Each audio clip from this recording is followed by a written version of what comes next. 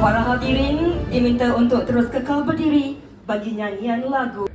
What we need to do is to make sure that we create a testbed environment for local technology companies and local startups to rapidly scale up their solutions and for us to support through the SANDBOX the initial funding for you to commercialize your technology and your solutions. Healthcare necessarily has to be a highly regulated sector because it involves life and death.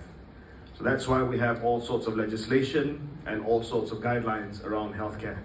We have the Poisons Act, we have the Akta Teleperubatan, the Medicines Act, and of course we have authorities like MDA, the Medical Devices Authority. But having said that, these legislation as well as these institutions must not stand in the way of innovation, but rather facilitate innovation through the SANDBOX.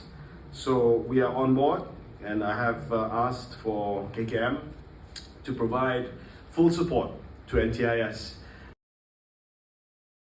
Dan aplikasi 5G ini countless. It's not just your remote surgery, so many other things that can be done with 5G, with the high speed, low latency that it offers, especially in a surgical, clinical environment. We deployed robots in hospitals during the pandemic because we wanted low touch, we couldn't touch people. So the robots were deployed with their LiDAR and sensors to deliver food, deliver medicines to the ward.